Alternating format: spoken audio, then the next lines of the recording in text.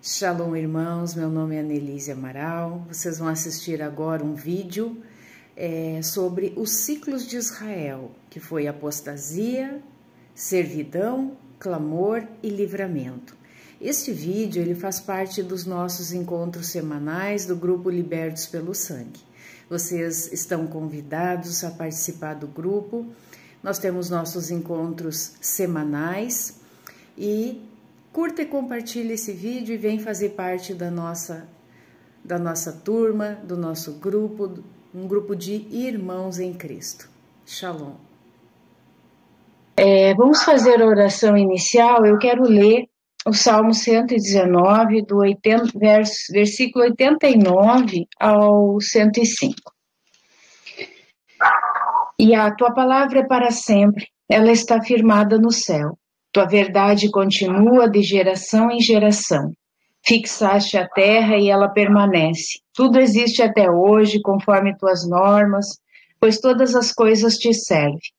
Se tua lei não fosse o meu prazer, eu já teria perecido na miséria. Jamais esquecerei teus preceitos, pois é por eles que me fazes viver. Eu pertenço a ti, salva-me, pois busco os teus preceitos. Que os ímpios espreitem minha ruína. Sei discernir teus testemunhos, vi o limite de toda a perfeição. Teu mandamento é muito amplo. Como amo a tua lei, a tua Torá, medito a todo dia. Teu mandamento me faz mais sábio que meus inimigos, porque ele me pertence para sempre. Percebo mais do que todos os meus mestres, porque medito teus testemunhos. Tenho mais discernimento que os idosos, porque observo os teus preceitos. Desvio meus pés de todo o caminho mau para observar a tua palavra. Jamais me desvio de tuas normas, porque és tu que me ensinas. Quão doce é o meu paladar é a tua promessa, é mais do que o mel em minha boca. Com teus preceitos sou capaz de discernir e detestar todo o caminho mau. Tua palavra é lâmpada para os meus pés e luz para o meu caminho. Pai, eu quero te agradecer por mais essa oportunidade de estarmos reunidos, congregados entre irmãos, para nós estudarmos um pouquinho, entendermos um pouco mais da tua palavra. Eu agradeço por todos aqueles que estão dispondo do seu tempo para estar aqui conosco, ouvindo ao vivo. E eu peço, Pai, a tua proteção. Eu peço que o sangue de Yahushua HaMashiach, Jesus Cristo, esteja sobre nós, do alto das nossas cabeças até a planta dos nossos pés, que este sangue esteja nos umbrais das portas das nossas casas, nos guardando e nos protegendo, sobre a casa dos irmãos também, nos livrando do maligno, nos torna invisíveis, Pai, diante do inimigo, diante do exterminador, que ele não nos encontre, que ele não sinta o nosso cheiro e não persiga o nosso rastro. Pai, fala conosco através desta palavra nesta noite. Nós te agradecemos em nome do teu Filho amado, Yahushua HaMashiach, Jesus Cristo. Amém e amém. Amém. Irmãos Amém. e irmãs, irmão e irmãs, nós vamos falar hoje sobre os ciclos de Israel, que é apostasia, servidão, clamor e livramento. Nós vamos chegar lá na frente, eu não sei se vai dar tempo ainda hoje, de nós estarmos falando especificamente sobre Gideão. Gideão foi um juiz em Israel, e nós vamos entrar especificamente lá em Gideão sobre os cativeiros espirituais, tá?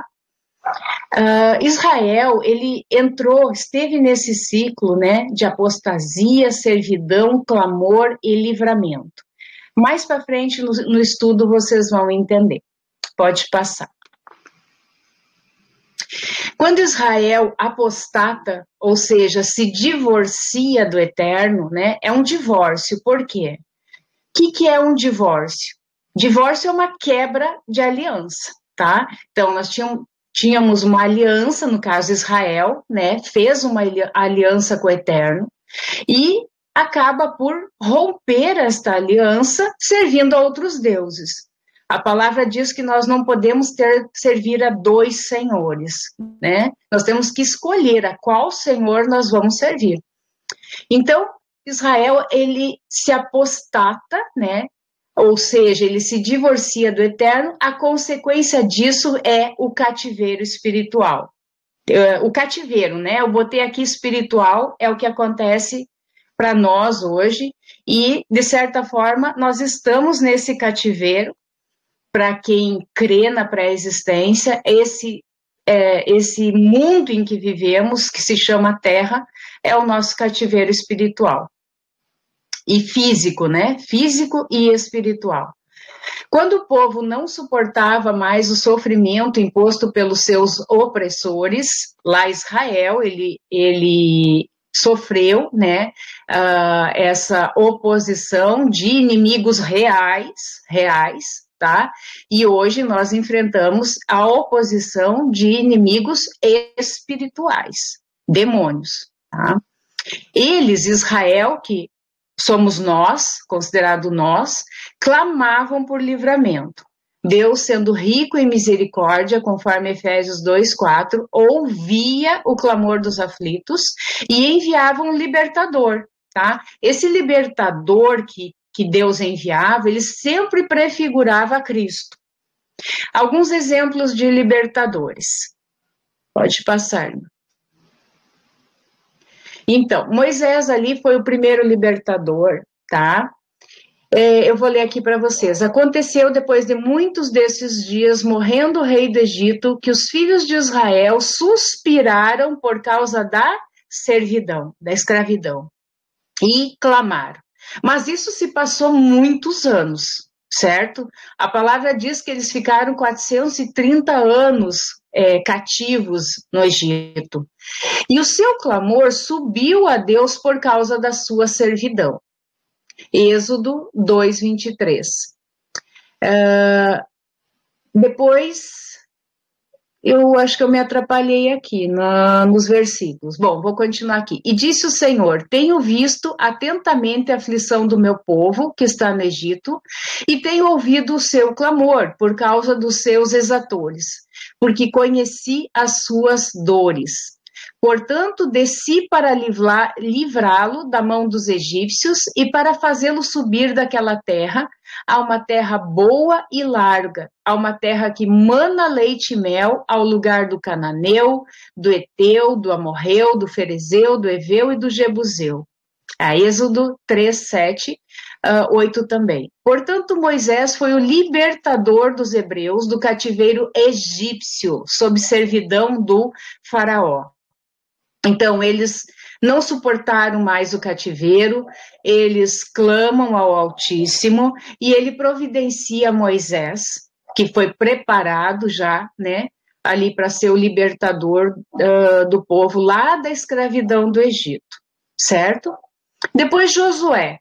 Sucedeu depois da morte de Moisés, servo do Senhor, que o Senhor falou a Josué, filho de Nun, servo de Moisés, dizendo: Moisés, meu servo, é morto. Levanta-te, pois agora, passa este Jordão, tu e todo este povo, a terra que eu dou aos filhos de Israel. Então a promessa é que Canaã seria de Israel, era uma promessa. Todo lugar que pisar a planta do vosso pé, vô-lo tenho dado, como eu disse a Moisés, desde o deserto, desde este Líbano, até o grande rio, o rio Eufrates, toda a terra dos heteus, até o grande mar, para o poente do sol, será o vosso termo. Ninguém se susterá diante de ti todos os dias da tua vida. Como fui com Moisés, assim serei contigo. Não te deixarei, nem te desampararei. Esforça-te, tem bom ânimo, porque tu farás a este povo herdar a terra que jurei a seus pais lhes daria. Então, Josué foi treinado junto com Moisés para sucedê-lo. Era um guerreiro, um homem forte e corajoso, realmente, tá? E ele cumpriu a sua missão ali diante do que Deus colocou para ele, de levar o povo, então, para a terra prometida, porque, como todos sabem, Moisés, ele só viu a terra prometida do alto e ali ele morreu, certo? Então, continuando, tão somente esforça-te, tem muito bom ânimo para teres o cuidado de fazer conforme toda a lei que meu servo Moisés te ordenou. Então, a orientação sempre foi obediência, prestem atenção à minha lei, andem conforme a minha lei. Dela não te desvies, nem para a direita, nem para a esquerda, para que prudentemente te conduzas por onde quer que andares. Não se aparte da tua boca o livro desta lei. Antes, medita nele dia e noite, para que tenhas cuidado de fazer conforme tudo quanto nele está escrito. Porque então farás prosperar o teu caminho e então prudentemente te conduzirás. Então isso aqui tudo é promessa para quem obedece a Torá, toda a palavra, né, do Eterno que ele deixou ali, os seus mandamentos, seus preceitos, suas ordenanças, é de prosperidade, é de que tudo correria bem e corre bem para quem anda nessa obediência. Não te mandei eu, esforça-te e tem bom ânimo. E depois destas coisas, sucedeu que Josué, filho de Num, o servo do Senhor, faleceu, sendo da idade de 110 anos. Então Josué cumpre, né, a missão que foi dada a ele, e ele vem a morrer aí com 110 anos. Sepultaram-no no termo da sua herdade em Timnat-Será, que está no monte de Efraim, para o norte do monte de Gaás.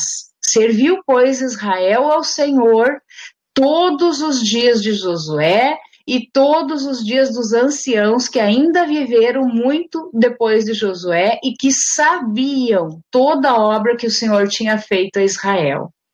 Então, eles seguiram a ordem de meditar na Torá dia e noite, de passar esse ensinamento de geração em geração. Então, isso se cumpriu na vida de Moisés, se cumpriu na vida de Josué, e os anciãos permaneceram fiéis passando essa palavra. Pode passar aí, irmã.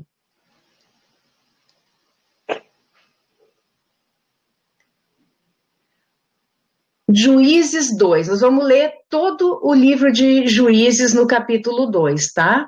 O anjo do Senhor repreende os israelitas. E subiu o anjo do Senhor de Gilgal a Boquim e disse: do Egito vos fiz subir e vos trouxe a terra que a vossos pais tinha jurado, e disse: nunca invalidarei o meu concerto convosco. E quanto a vós, não fareis concerto com os moradores desta terra, ou seja, aliança. Não podiam se aliançar com os cananeus. Antes, derrubareis os seus altares. Então, a ordem sempre foi, primeiramente, eles tinham que ter destruído todo aquele povo. Acabou porque não destruíram, não foram aniquilados. Ficou um remanescente dos cananeus ali. Não era para eles fazerem aliança. Que tipo de aliança? Aliança de casamento, ou seja, misturar, né, o povo de Israel com os cananeus. E muito menos adorar aos ídolos dos cananeus. Muito menos, tá? Deveriam derrubar os seus altares. Mas vós não obedecestes a minha voz. Por que fizestes isso?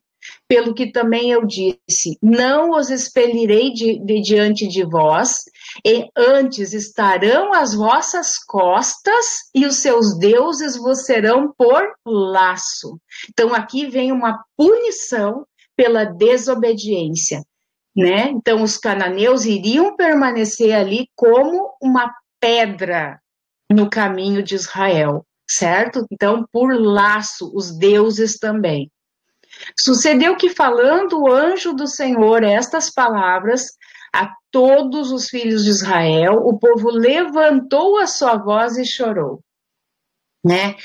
Não obedece e choram. E isso não é diferente dos dias de hoje, né? Pelo que chamaram aquele lugar Boquim e sacrificaram ali ao Senhor.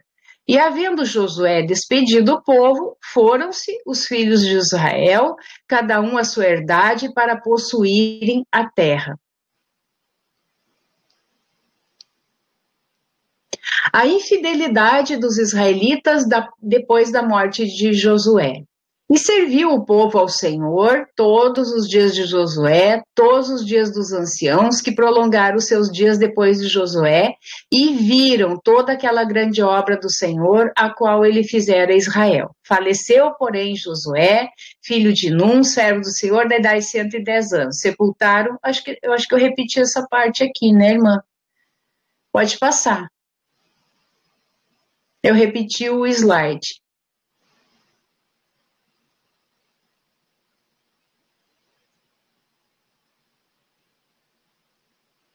Deixa eu ver aqui. Então fizeram os filhos de Israel que parecia mal aos olhos do Senhor, e serviram aos Baalins.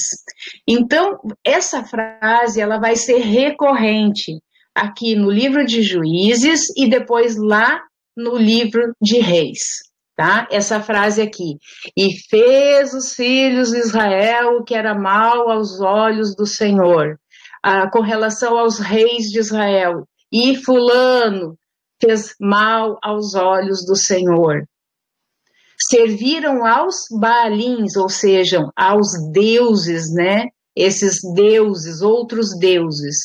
Deixaram o Senhor, Deus de seus pais, que os tirara da terra do Egito, e foram-se após outros deuses, dentre os deuses das gentes que havia ao redor deles, e encurvaram-se a eles e provocaram o Senhor a ira. Imagina, se a gente se colocar no lugar de Deus, né, do Altíssimo, Yud-Heh-Vav-Heh Yahweh, ele se colocou e se coloca para nós como pai, como protetor, como provedor. Os mandamentos que ele nos dá é para o nosso bem, ou seja, as instruções de vida, esse manual de instrução é para o nosso bem, para que tudo corra bem conosco, para que o mal não tenha acesso às nossas vidas, então isso é uma proteção. E o povo não compreendia isso, porque eles já vieram, de certa forma, né, contaminados do Egito, porque o Egito é uma terra idólatra, para cada coisa era um deus, tanto é que as 10 pragas, elas falam sobre isso, né, cada praga veio para destronar um deus do Egito, né, os principais, porque eram muitos deuses, então esse povo já vem contaminado com essa idolatria, né? E eles continuam passando isso de geração em geração, essa idolatria. É algo que grita dentro deles. E grita até hoje. A idolatria é a principal causa de apostasia. E quando a gente fala de idolatria, a gente imagina aí uma estátua, uma imagem, um santo, mas a idolatria ela tem inúmeras formas, tá? Pode ser idolatria ao trabalho, idolatria à profissão, idolatria à família, idolatria ao marido, idolatria a um filho, idolatria a um pai, a uma mãe. A idolatria, ela tem vários nomes. Tudo aquilo que nos afasta do Senhor, tudo aquilo que nos impede de obedecer ao Senhor, tudo aquilo que realmente forma uma barreira entre nós e o nosso Deus, isso é pecado e é a idolatria, é a principal dessas barreiras, certo? Continuando, porquanto deixaram ao Senhor, ou seja, se divorciaram, se apostataram e serviram a Baal e a Astarote. Esses deuses aí, eles vão aparecer ao longo dos anos com diversos nomes, tá? Mas representa sempre quase as mesmas entidades. Pelo que a ira do Senhor se acendeu contra Israel, e os deu na mão dos roubadores. Veja que Deus, ele é tardio em se irar. Ele é tardio. A palavra diz que a ira dele é tardia, ou seja, ele demora para se irar. Ele é rico em misericórdia, certo? Mas chega um momento que a taça, ela, né, vem para cima, ela sai para fora. Então, Deus, sim, chega um momento que a ira dele se acende. Então se acendeu a ira do Senhor contra Israel e o deu na mão dos roubadores, dos saqueadores, e os roubaram, e os entregou na mão dos seus inimigos ao redor, e não puderam mais estar em pé diante dos seus inimigos. Agora vamos trazer isso para a nossa realidade hoje. Eu tenho falado, nós não temos inimigos nas quais nós temos que ir para a guerra, né? Que nós temos que conquistar terras, mas nós temos inimigos espirituais, ou seja, as hostes malignas, o reino das trevas, Satanás e seus demônios, certo?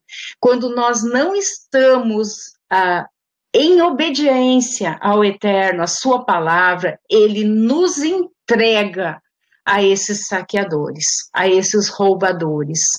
Porque o diabo, a palavra diz que ele vem para roubar, matar e destruir. Ele faz isso, é só isso que ele faz, é tudo isso que ele faz, na verdade. Ele destrói, ele saqueia, ele acaba com tudo, ok? Então, esses são os inimigos que nós temos. Por quê? Para aquele que permite, porque não está em obediência. É o que a palavra, o que o sistema religioso chama de deu brecha, né? Deu legalidade para que esses inimigos venham. Então, Israel, ele deu brecha, ele deu legalidade para que esses inimigos viessem saqueá-los, roubá-los. Por onde quer que saíam, a mão do Senhor era contra eles para mal, como o Senhor tinha dito e como o Senhor lhe tinha jurado, e estavam em grande aperto. Pode passar.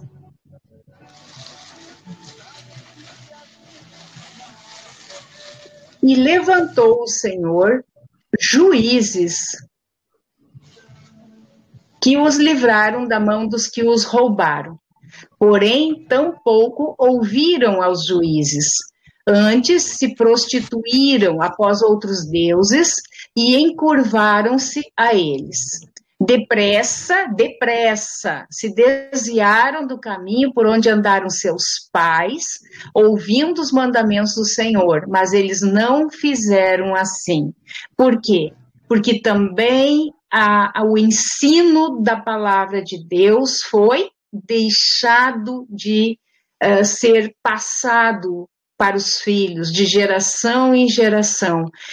Então, como que eles poderiam saber a palavra, né? Não é que nem hoje nós temos Bíblias em mãos, nós temos internet, nós temos tantas coisas que a gente tem acesso à palavra de Deus. Antigamente, a palavra era conhecida porque os pais iam passando para os filhos, para os netos, e assim, né, de geração em geração. Só que chegou um momento que não se ensinou mais. Os anciãos morreram e a partir dali não foi mais ensinado a palavra de Deus. Lembra lá atrás que Deus disse, pela apostasia, né, pela desobediência deles, os inimigos ficariam ali na terra, os seus deuses, para serem pedra de tropeço para eles, ok? E levantou o Senhor juízes que os livraram da mão dos que os roubaram. Porém, tampouco ouviram aos juízes. Olha o nível de desobediência do povo. Quando eu falo assim, irmãos, eu estou trazendo também para nós, certo? Eu não estou aqui trazendo um juízo para Israel, mas nós somos também esse tipo de pessoa, tá? Que rapidamente se desvia, que rapidamente vai após outros deuses, ok? Então, entendam, isso aqui vale para nós, certo? Então, não ouviram os juízes, antes se prostituíram após outros deuses e encurvaram-se a eles. Veja bem que no livro de Isaías ele diz que Deus é nosso marido. Quando eu sirvo a outros deuses, eu estou adulterando e eu estou me prostituindo. Nós temos que entender isso, que é uma aliança. Tá? Depressa, então, se desviar do caminho por onde andaram seus pais, ouvindo os mandamentos do Senhor, mas eles não fizeram assim. E quando o Senhor lhes levantava juízes, o Senhor era com o juiz e os livrava da mão dos seus inimigos todos os dias daquele juiz, porquanto o Senhor se arrependia pelo seu gemido, por causa dos que os apertavam e oprimiam. Porém, sucedia que, falecendo o juiz, tornavam-se, corrompiam mais do que seus pais, andando após outros deuses, servindo-os e encurvando-se a eles, nada deixavam das suas obras nem do seu duro caminho. Aqui existe um perigo muito grande, irmãos, com relação a gente se apegar a líderes, tá? O líder é apenas aquele que vai dar o auxílio na techuvá. Porque só porque Deus deu essa capacitação e ele vai dar esse auxílio, mas nunca, jamais ele pode substituir o que você tem que fazer. Essa comunhão, essa intimidade com Deus que cada um tem que buscar no secreto da sua casa, do seu quarto, em leitura da palavra, em meditação da palavra, em oração, em jejum, em adoração, isso é cada um. Por que as religiões, certo? As religiões, por exemplo, a Igreja Católica, para trazer aquele povo cativo, porque isso é um cativeiro, certo? Em obediência a um papa, eles não fornecem e não permitem, vamos dizer assim, nem que utilizem a Bíblia nas suas missas. É só os folhetos que são ali já pré-fabricados para que a missa tal, dia tal, folheto tal. Ok? Aí é lido aquele folheto e as pessoas amém, amém, e a vida lá fora é como ímpio. Não há distinção, não se distingue o ímpio daquele que é somente um visitante, né, de uma missa. E eu não estou aqui tirando de fora o grupo dos evangélicos, porque infelizmente também está acontecendo nas igrejas evangélicas, pentecostais, enfim, nas denominações variadas, que as pessoas estão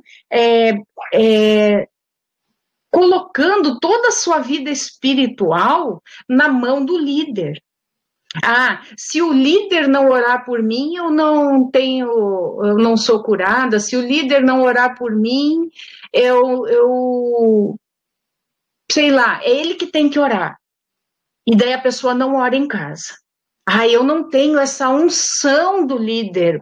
Eu não tenho esse poder que o líder tem. Eu não tenho essa revelação.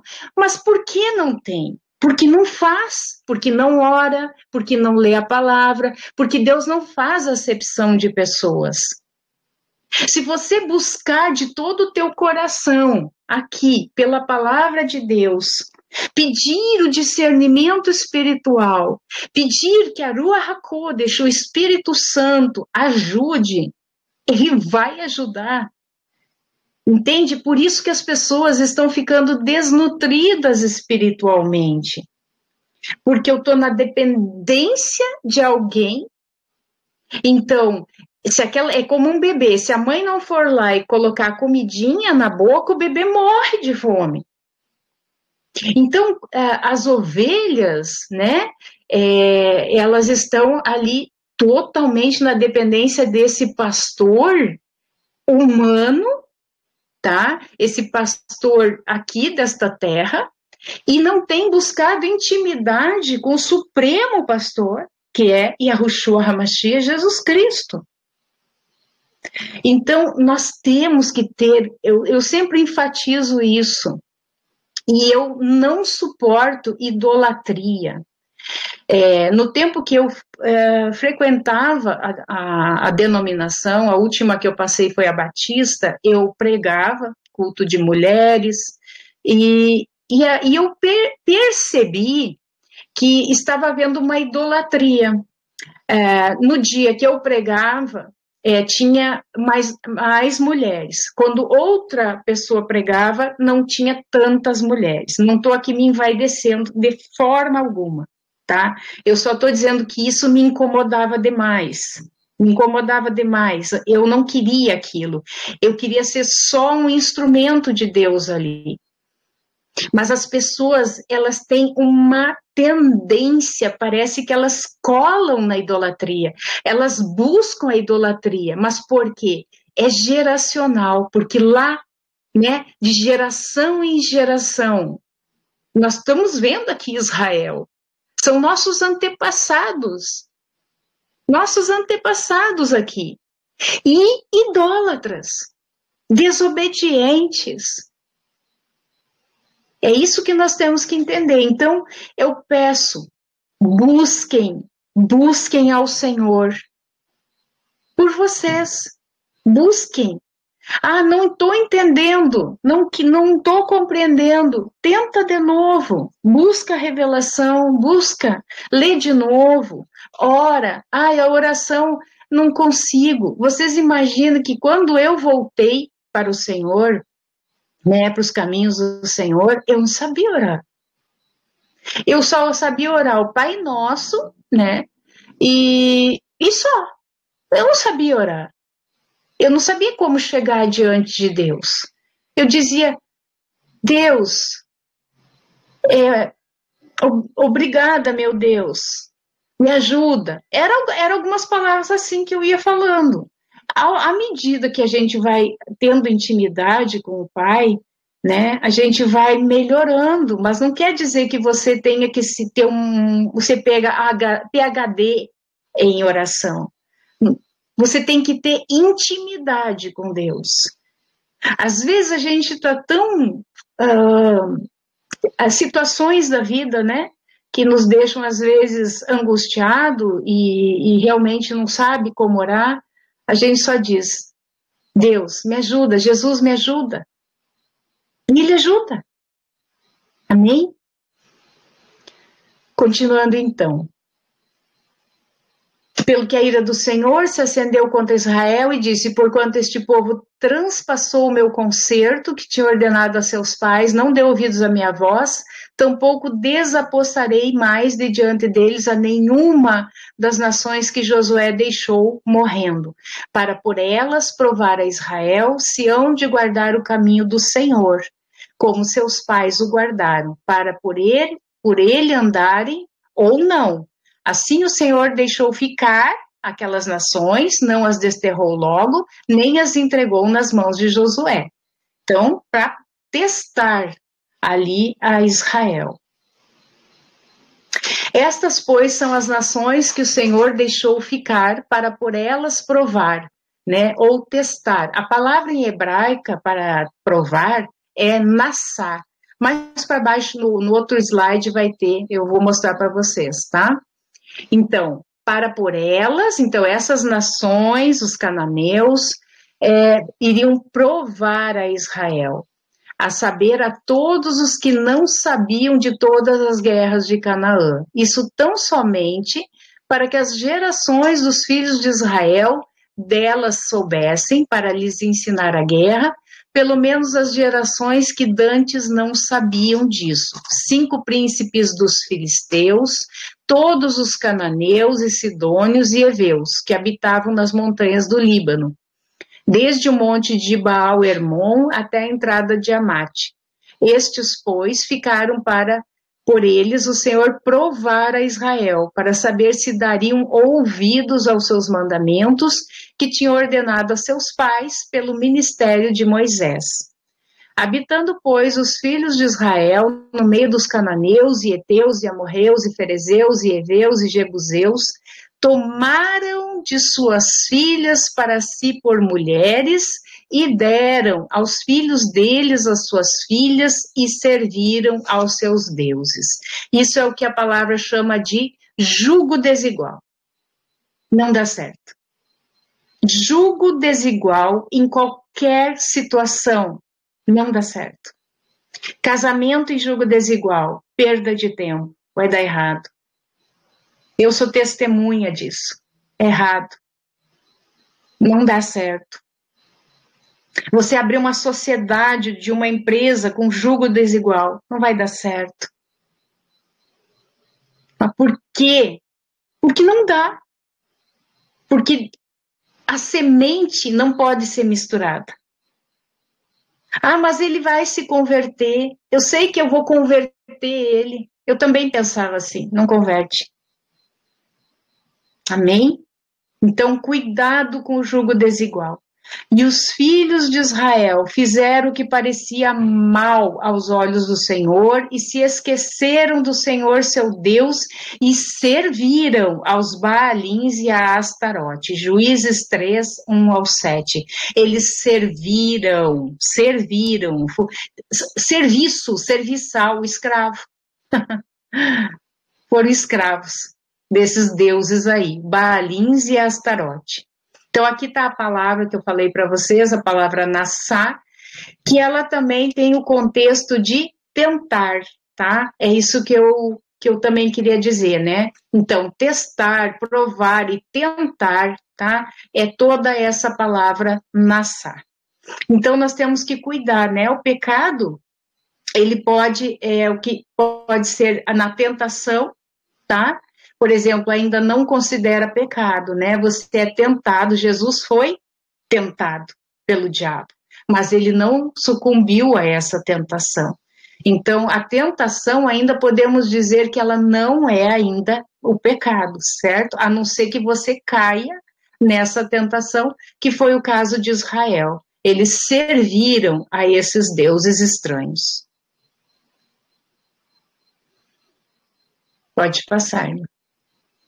Bom, depois de Josué, então, vieram os juízes, aí nós temos a lista, uns falam em 14 juízes, porque eles não contam Samuel, certo?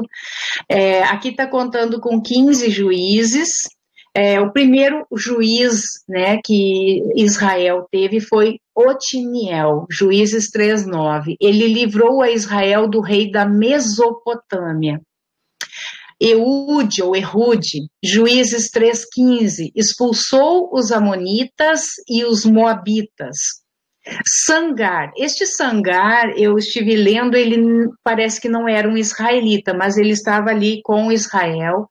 Ele matou 600 filisteus e salvou a Israel. Débora, né, que aí é a única mulher nessa lista aí de juízes, Juízes 4:5, associada a Baraque, venceu os cananeus. Gideão, Juízes 6:36, expulsou os medianitas do território de Israel. Depois vem Abimeleque, que é um pseudo-libertador sem autoridade divina. Tolá subjugou os amonitas, Jair subjugou os amonitas, Jefté subjugou os amonitas. Amonitas, lembram? Quem que eram os amonitas? A Ló, né, com uma de suas filhas, certo?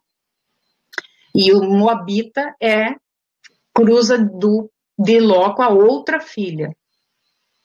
Ibsã perseguiu os filisteus, Elon perseguiu os filisteus, Abdom perseguiu os filisteus, Sansão perseguiu os filisteus, Eli, né, o juiz Eli, julgou Israel como sumo sacerdote, e Samuel agiu principalmente como profeta, e depois ele coloca os 2 filhos dele como juízes em Israel, e esses filhos se corromperam, né, como juízes. Pode passar. Então, no tempo dos juízes foram 7 apostasias, 7 servidões. Consequentemente, 7 clamores e 7 livramentos. Pode passar. Então, aqui está a primeira apostasia, né? A idolatria. Juízes 3, 7 ao 11, o juiz Otiniel, sírios, amorreus, heteus e ferezeus eram os inimigos. Ceder princípios em nome da paz, casamentos mistos, negócios, né? Sociedade, se aliançaram com os amorreus, com os heteus, com os ferezeus, que sempre Deus mandou eliminar. Considerou sempre como inimigos. Definiram limites para evitar atritos, adotaram a religião dos vizinhos e adoraram as suas divindades. Pode passar. A segunda apostasia, imoralidade e idolatria, durou dos 18 anos, Juízes 3, 12 ao 31. O juiz Eude e Sangar. Então, o inimigo, moabitas, não souberam administrar a prosperidade e fraqueza espiritual, obviamente, né? Terceira apostasia, um desvio de 20 anos, Juízes 4 e 5. Então, entra ali a juíza Débora e o Baraque ali era o chefe do exército, né? O capitão do exército. Os inimigos cananeus, relacionamento amistoso com os cananeus foi o pecado aí de Israel. Quarta apostasia, um desvio de 7 anos, Juízes 6, 8, 32. Gideão, então aí é o juiz levantado por Deus, o inimigo eram os midianitas, e qual foi o pecado? Altares erguidos em homenagem a Baal. Quinta apostasia, desvio, guerra civil, Juízes 8, 33, 10, 5. O juiz levantado é Tolá e Jair, Siquém, a terra, e o pecado, adoração aos Baalins. Sexta apostasia, idolatria intensa, 18 anos, Juízes 10, 6, 12. O juiz levantado é Jefté e sucessores, e os inimigos, filisteus e amonitas. O povo estava totalmente entregue à idolatria. Sétima apostasia, desvio de 40 anos, Juízes 13 ao 16. O juiz levantado é Sansão e o inimigo são os filisteus. Então, o pecado é a aliança, sociedade com os ímpios, o jugo desigual que eu falei antes. Então, aqui, ó, a história de Israel como do homem, como eu falei antes, né? Nós também estamos inclusos nisso, é um círculo vicioso em que temos, tá? Vamos colocar primeiro ali, a libertação, bênção, autossatisfação, aí já cai na idolatria, já cai na escravidão, na opressão. Depois de tanta opressão, eles se arrependem, eles buscam ao Senhor, se humilham, daí Deus vem e levanta um libertador. Só que depois, novamente, eles caem. Então, é sempre esse círculo vicioso. Pode passar. Pode ler para mim, irmã Roberta? Claro. Lições bíblicas. Não devemos fazer o que achamos por nós mesmos, ser certo, mas o que a Bíblia diz ser certo. 2. Pequenas concessões trazem grandes consequências. 3. É melhor tratar os problemas enquanto são pequenos do que esperar que eles cresçam. 4. Deus usa os pequenos, fracos e humildes. 5. Uma vida bíblica confusa trará consequências na vida moral e emocional, física, social e espiritual. Pode passar. A fonte que eu peguei esses slides, né, está aí para vocês acessarem. Pode passar. Gideão e os midianitas, servidão sobre os midianitas. Porém, os filhos de Israel, novamente, fizeram o que parecia mal aos olhos do Senhor, e o Senhor os deu na mão de quem? Dos midianitas. Midian, ele era filho de quem?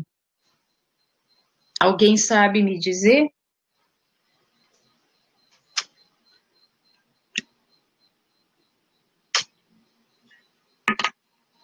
Midian era filho de Abraão com a concubina Queturá, tá? Depois ele despede, né, todas as suas concubinas com seus filhos, separa de Isaac, né? Então eles se tornam, né, ali quase que inimigos de Israel, quase não, né? 100% inimigos de Israel. E se associam ali com os ismaelitas, que é descendência aí de Ismael de Agar, né, cuja mãe era egípcia, tá? Então, Deus levantou como inimigo de Israel aí os midianitas. E prevalecendo a mão dos midianitas sobre Israel, fizeram os filhos de Israel para si, por causa dos midianitas, as covas que estão nos montes, nas cavernas e nas fortificações. Bom, aqui já entra então o tempo do juiz Gideão, tá? Aqui a opressão era tão grande por parte dos midianitas que o povo de Israel estava se colocando aonde? Nos montes, nas cavernas e nas fortificações. Me chama a atenção que isso aqui é o cativeiro deles naquele momento. Eles estavam cativos dos medianitas. A palavra vai dizer que eles não tinham mais nem o que comer, porque eles plantavam, tudo que eles faziam, os medianitas vinham ali e os saqueavam, tá? Vamos continuar lendo então. Então guardem principalmente essa palavra aqui, cavernas, tá? Porque sucedia que, semeando Israel, subiam os medianitas e os amalequitas. Então, sociedade aí. E também os do Oriente contra eles subiam, e punham-se contra eles em campo, e destruíam a novidade da terra, até chegarem a Gaza, e não deixavam mantimento em Israel. Nem ovelhas, nem bois, nem jumentos, porque subiam com seus gados e tendas, vinham como gafanhotos, em tanta multidão que não se podiam contar, nem a eles, nem aos seus camelos, e entravam na terra para a destruir. Assim Israel empobreceu muito pela presença dos medianitas, então os filhos de Israel clamaram ao Senhor. Agora vamos trazer aqui para um contexto nosso espiritual, ok? Por que Deus permitiu os midianitas e amalequitas, enfim, todo esse povo mau vir sobre Israel? Por causa de pecado, por causa da idolatria. Porque desobedeceram aos mandamentos do Senhor, ok? Tá? Então isso foi a brecha, essa foi a legalidade para que esses opressores viessem sobre Israel. Então, sobre as nossas vidas, quando nós não mantemos diante do Senhor uma vida de santidade, uma vida de retidão, obediência, nós damos legalidade, nós abrimos brecha para os opressores. Quem são esses opressores? Demônios. Então, esses demônios, eles, como eu falei antes, eles são peritos em roubar, matar e destruir. Por que muitas famílias hoje, muitas pessoas estão com as suas vidas destruídas? Por causa desses opressores. Essas pessoas estão em cavernas, estão em cativeiros espirituais. São presas ali por esses opressores, estão sendo espancadas por esses opressores. E tem pessoas que chegam a sentir no físico mesmo, dores físicas, no corpo, estão sendo espancadas pelos demônios. Eles têm, Deus dá a eles essa permissão pelos pecados, pela legalidade que foi dada. É vontade de Deus? Não. Não é vontade de Deus. A vontade de Deus, ela é boa, perfeita e agradável. A vontade de Deus é que nós venhamos a andar uma vida de retidão e justiça. Essa é a vontade de Deus. Qual é o pai? Qual é o pai que quer um filho rebelde? Qual é o pai que fica feliz com o filho rebelde? Que diz, filho, por favor, obedeça, não vá por esse caminho. Ele vai lá e vai pelo caminho que não era para ir. O que vai acontecer com o rebelde? Não está debaixo da cobertura de Deus.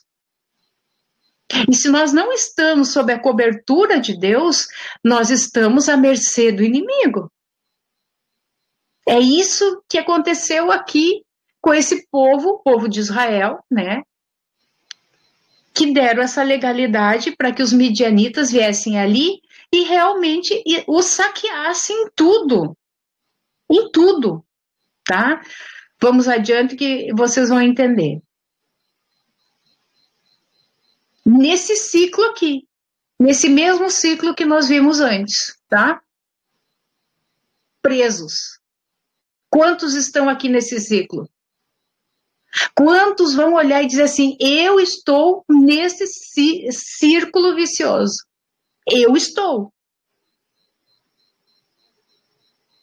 Eu me fortaleço no Senhor, eu entendo que eu estou no erro, eu não quero mais essa opressão, essa escravidão nas mãos de Satanás. Eu me arrependo, eu busco ao Senhor, eu me humilho e Deus vem e nos liberta, nos dá, né, esse suporte.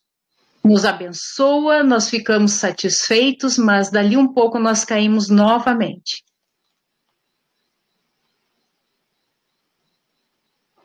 Nós precisamos romper esse círculo vicioso.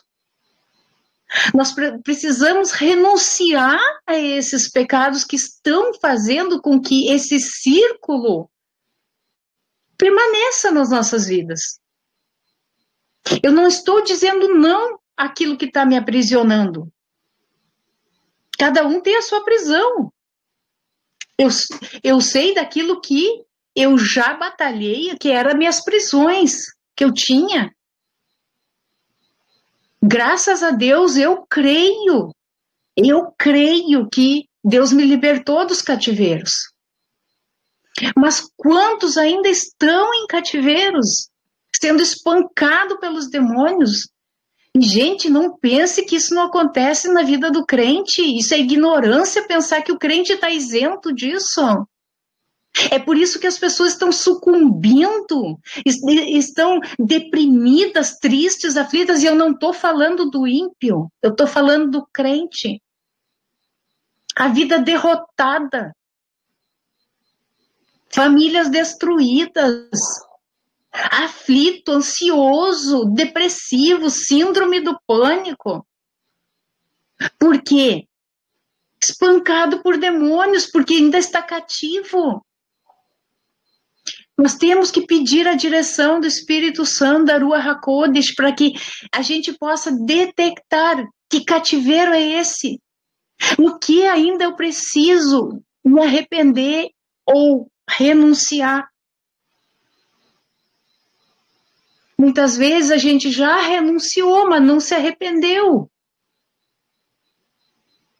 Nós precisamos quebrar esse círculo vicioso. Amém? Pode passar.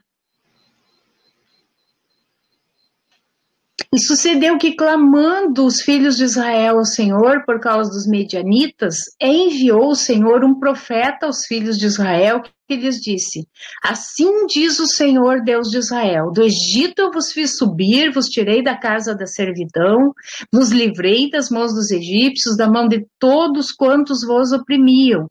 Eu os expeli de diante de vós, e a vós dei a sua terra. e vos disse: eu sou o Senhor vosso Deus, não temais aos deuses dos amorreus, em cuja terra habitais, mas não destes ouvidos à minha voz. Pode passar. O anjo fala com Gideão. Próximo título, né? Então o anjo do Senhor veio, assentou-se debaixo do carvalho que está em Ofrá. Então veio, né, a ajuda ali pelo clamor do povo. O povo clamou, pediu por auxílio, por socorro. Deus é infinito em misericórdia, envia o seu anjo lá, né? E veio ali para Gideão. Então ele veio em Ofra, que pertencia a Joás, a Abiesrita, e Gideão, seu filho, estava malhando o trigo no lagar. Lagar, eu botei entre parênteses aqui, se pisa uvas e não se malha trigo no lagar. Ele estava lá no lagar se escondendo dos medianitas. Adianta a gente se esconder dos medianitas? Adianta? Eu pergunto. Não, nós temos é que lutar contra os medianitas e não se esconder contra eles, deles. Se esconder, vai continuar o mesmo círculo vicioso. Nós temos que resolver os problemas e não fugir dos problemas.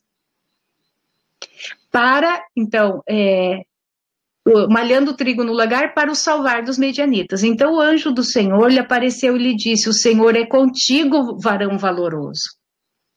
Prestem atenção nisso aqui.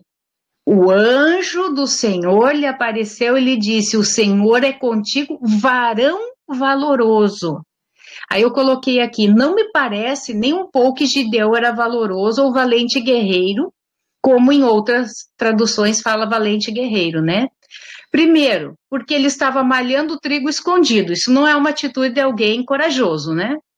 Desculpando-se diante da tarefa mandada por Deus. Nós vamos ler mais adiante no verso 15. Terceiro, duvidando que a mensagem a ele dirigida tivesse vindo de Deus. Verso 17, também vamos ler mais adiante. Temendo os homens da cidade, que eram os medianitas, verso 27, e pedindo 2 sinais para a confirmação da promessa de Deus, versos 36 ao 40. Quando nos afastamos de Deus e nos deixamos oprimir pelo inimigo, reagimos de forma incrédula, fraca e temerosa. Pode continuar. Mas Gideão lhe responder: ai, Senhor meu, se o Senhor é conosco, por que tudo isso nos sobreveio? Abri ali aspas e coloquei parênteses. Nível de cegueira espiritual. Esse é um nível hard, né? Como chama? Nível hard de cegueira espiritual. As pessoas não compreendem por que estão passando por opressão. Toda idolatria. Os altares lá para todo mundo ver, para Baal e Astarote, ou Asherá, né? Tá lá, tá toda aquela idolatria lá. E Gideão ainda pergunta: ai, Senhor, se tu realmente é conosco, por que tudo isso está nos acontecendo? E que é feito de todas essas maravilhas que nossos pais nos contaram, dizendo: não nos fez o Senhor subir do Egito, porém agora o Senhor nos desamparou. Não é isso que as pessoas falam? Que murmuram, que se queixam de Deus? Deus me abandonou, Deus me deixou. E nos deu nas mãos dos midianitas. Imagina, a pessoa não conhece o caráter de Deus. Como eu falei antes, a vontade de Deus nunca, jamais é entregar na mão do inimigo, jamais é livrar das mãos do inimigo. Abre aspas ali. eis que a mão do Senhor não está encolhida para que não possa salvar, nem o seu ouvido surdo para não poder ouvir, mas as vossas iniquidades fazem divisão entre vós e o vosso Deus, e os vossos pecados encobre o seu rosto de vós para que não ouça. Isaías 59, 1, 2 dá a resposta para Gideão.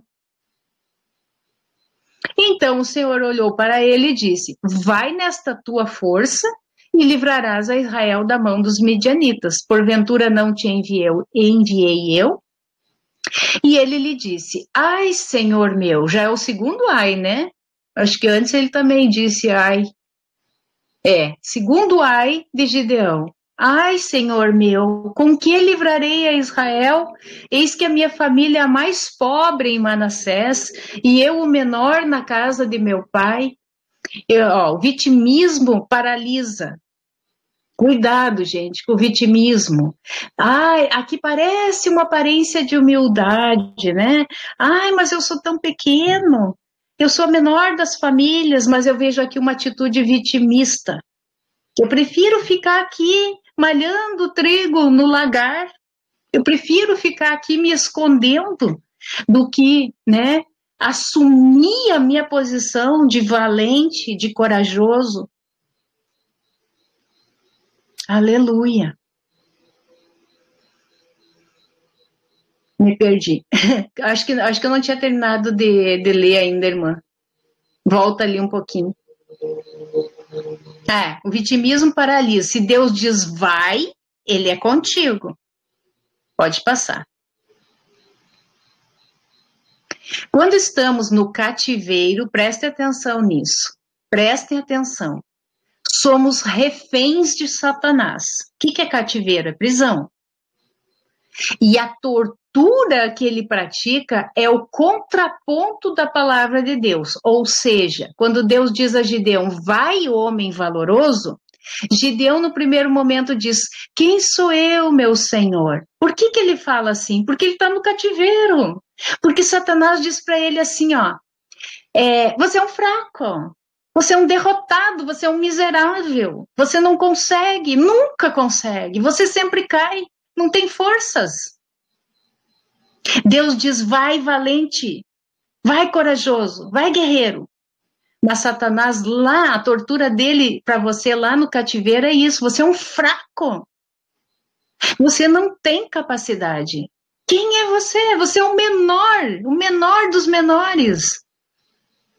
Tua família, o que é tua família?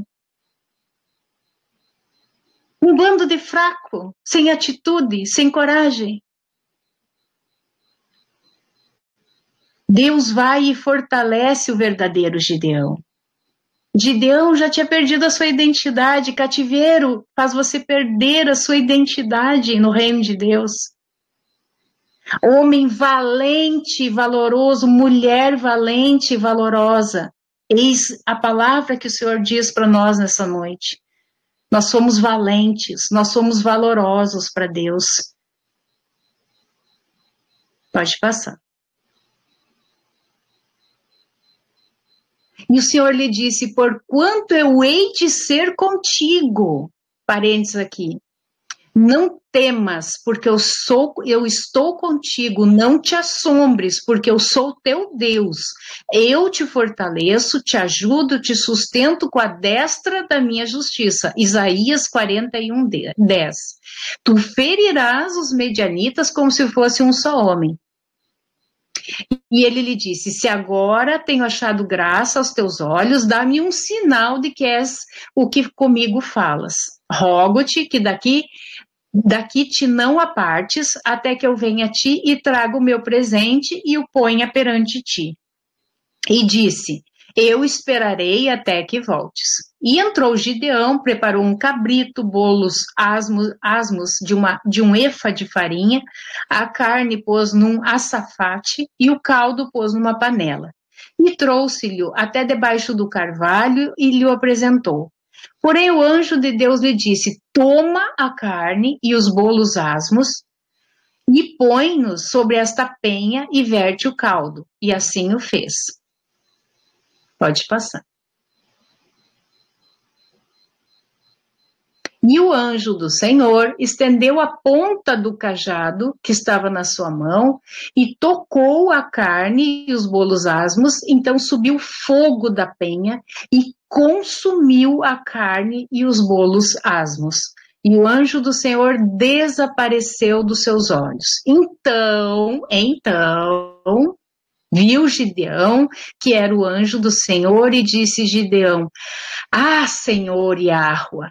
Agora não é mais ai, né? É, ah, Senhor, que eu vi o anjo do Senhor face a face. Porém o Senhor lhe disse: paz seja contigo, não temas, não morrerás, Gideão, fica tranquilo. Então Gideão edificou ali um altar ao Senhor. Aqui eu abri um parênteses, altares, prestem atenção, são levantados ou aos demônios ou a Deus, ao Altíssimo. Gideão, ao levantar um altar ao Senhor, está decretando a obediência e fidelidade ao único Deus.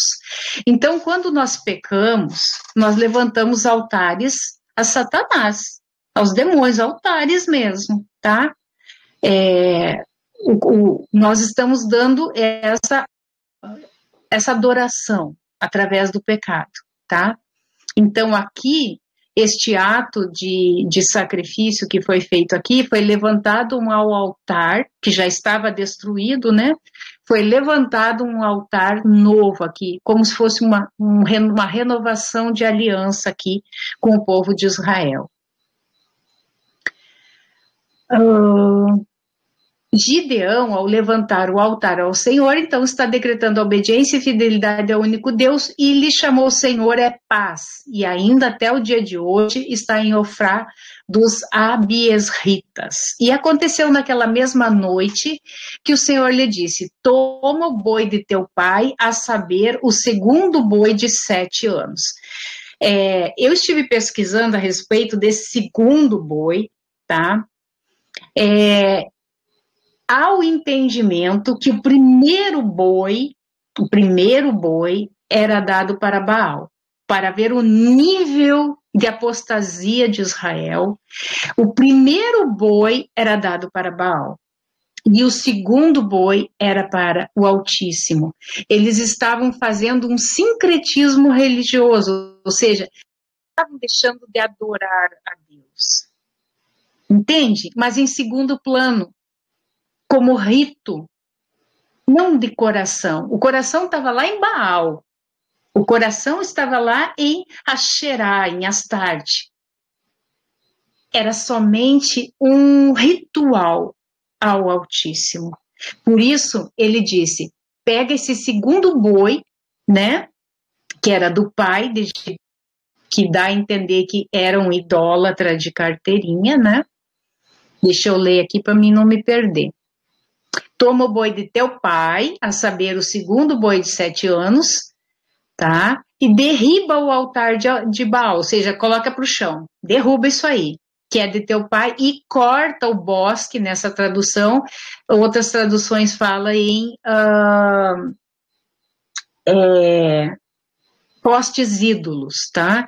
Que é a adoração a Asherá, que seria a esposa de Baal, tá? Então, era para destruir tudo aquilo ali. Destruir. Pode passar. E edifica ao Senhor teu Deus um altar no cume deste lugar forte, num lugar conveniente, e toma o segundo boi, e o oferecerás em holocausto com a lenha que cortares do bosque, né, do poste ídolo, Asherá. Então, era para pegar os restos mortais ali da Asherá e fazer de lenha no novo altar ali, em honra ao único Deus e Senhor, a Yud-He-Vav-He Yahweh. Então Gideão tomou 10 homens dentre os seus servos e fez como o Senhor lhe dissera, né? Começaram a obedecer. E sucedeu que, temendo ele a casa de seu pai, e os homens daquela cidade, não o fez de dia, mas fê-lo de noite. Então derrubou de noite os postes ídolos lá, toda aquela adoração, aquela idolatria. Pode passar. Qual foi a primeira ordem de Deus para Gideão? Destrói o altar de Baal, né? Que é de teu pai. Isso aqui fala de herança geracional. E corta o poste ídolo, Asherá, que está junto ao altar, ou seja, a idolatria que leva à apostasia. Levantando-se, pois, os homens daquela cidade de madrugada, eis que estava o altar de Baal derribado, e o bosque, né, os postes ídolos de Asherá, que estava ao pé dele, cortado. E o segundo boi foi oferecido no altar do novo altar edificado, né? E uns aos outros disseram, quem fez esta coisa? E esquadrinhando e inquirindo disseram, Gideão, o filho de Joás, fez esta coisa. Então os homens daquela cidade disseram a Joás, tira para fora o teu filho para que morra, pois derribou o altar de Baal e cortou o bosque que estava ao pé dele. Porém Joás disse a todos que se puderam contra ele, contendereis vós por Baal? Pode passar. Livrá-lo-eis vós, qualquer que por ele contender, ainda esta manhã será morto. Se é Deus, por si mesmo contenda, pois derribar o seu altar. Né? Como o Salmo 115 diz, né? É só uma imagem, tem olhos, mas não veem, tem nariz, mas não cheira, tem boca, mas não fala, e tornem-se iguais a eles aqueles que o adoram, né? Este é o fim dos idólatras. Pelo que naquele dia eles chamaram Jerubaal, dizendo, Baal contenda contra ele, pois derribou o seu altar. E todos os medianitas e amalequitas e os filhos do Oriente se ajuntaram num corpo e passaram e puseram o seu campo no vale de Jezreel. Então o Espírito do Senhor revestiu a Gideão, o qual tocou a buzina, e os abiesritas se ajuntaram após ele. Enviou mensageiros por toda a tribo de Manassés, que também se convocou após ele, também enviou mensageiros a Asher, Zebulon, a Naftali, e saíram-lhe ao encontro. Então aqui Deus, né, reveste, dá forças ali, né? O Espírito do Senhor vem sobre Gideão. Amém? E disse Gideão a Deus, se hás de livrar Israel por minha mão, como tens dito, eis que eu porei um velo de lã na eira. Se o orvalho estiver somente no velo e secura sobre toda a terra, então conhecerei que hás de livrar Israel por minha mão, como tens dito. E assim sucedeu, porque ao outro dia se levantou de madrugada, apertou o velo e do orvalho do velo espremeu uma taça cheia de água. E disse Gideão a Deus, não se acenda contra mim a tua ira, se ainda falar só esta vez. Rogo-te que só esta vez faça a prova com o velo. Rogo-te que só no velo haja secura e em toda a terra haja o orvalho. E Deus assim o fez naquela noite, pois só no velo havia secura e sobre toda a terra havia orvalho. Haja paciência, né? Juízes 6, da parte do Senhor, né? Que ainda tem que ser provado aí, né? Para ver se era verdade.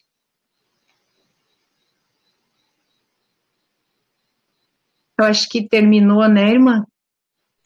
Sim, finalizou. Nós vamos continuar, né, falando sobre o restante aí da história de Gideão no próximo encontro, né, porque senão fica muita informação aí na cabeça de vocês, tá? O principal desse estudo de hoje é com relação a entender que o povo de Israel, por causa da sua desobediência, se colocou em cativeiros. E nós também. Não é diferente. A gente às vezes fica lendo a Bíblia, a história de Israel, a sua apostasia, e a gente fica, como pode? Como que esse povo teve coragem de fazer isso? Ai, Deus fez tantas coisas por eles, mostrou tantos milagres lá no Egito, enfim. Depois ele proveu as suas necessidades no deserto, o maná que caiu do céu, as codornizes, tanta coisa, a água da rocha. Ai, que absurdo! Como que eles conseguem ser assim? E nós, né? Por isso que eu digo, vamos olhar para dentro de nós. O nosso erro é olhar para o erro dos outros.